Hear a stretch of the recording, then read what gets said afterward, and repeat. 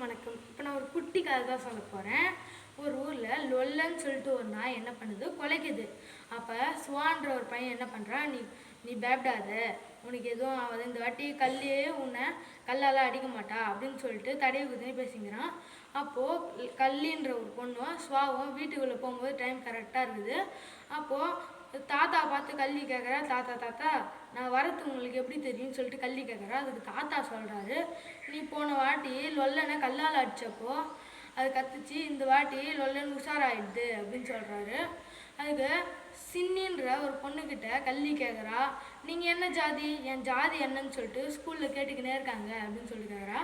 அதுக்கு சின்னி சொல்கிறா, நாங்கள் யாரையும் கல்லாலையும் அடிக்க மாட்டோம், எங்களை கல்லால் அடிக்கவும் விட மாட்டோம் அப்படின்னு சொல்லிட்டு சொல்கிறேன். அப்புறம் எங்களுக்கு ஜாதிலாம் கிடையாது, ஜாதி முத்திரையே கிடையாது, என்ன சுவதனி கலை அப்படின்னு சொல்லிட்டு தான் ஒன்று இருக்குது அப்படின்னு சொல்லிட்டு சின்னின்னு சொல்கிற ஒரு பொண்ணை சொல்கிறா. அது கல்வி கேட்குறான், அது என்ன கலை அப்படின்னு சொல்லிட்டு கேட்குறா. அதுக்கு சுவா சொல்கிறான், ஆரக்கல்னு சொல்லிட்டு 6 விதிகள் இருக்குது, அதை நீ கடைப்பிடி உனக்கே புரியும் அப்படின்னு சொல்லிட்டு சுவா சொல்கிறான். அதுக்கு கல்வி ஓடுறா. அப்புறம் இயற்கையை உத்து கவனிக்கிறா. அந்த இயற்கையில் எது உயர்ந்தது தாழ்ந்தது, மரத்தில் எது உயர்ந்தது தாழ்ந்தது, புழு பூச்சிகள் எது உயர்ந்தது தாழ்ந்தது, எல்லாமே உண்மையாக தானே இருக்குது அப்படின்னு சொல்லிட்டு அவளே கேட்டுக்கிறா கேள்வியா.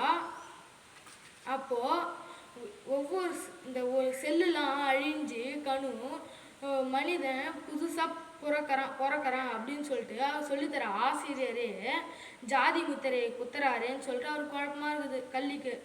அப்போது டீச்சர் சொல்கிறாரு, கல்வி உன்னோட ஜாதி என்ன சொல்லு அப்படின்னு சொல்லிட்டு கல்விக்கிட்ட கேட்குறாரு. அதுக்கு கல்வி சொல்கிறா, எனக்கு தெரியாதுன்னு சொல்லிட்டு எழுதுங்க டீச்சர் அப்படின்னு சொல்லிட்டு சொல்கிறா. நன்றி, வணக்கம்.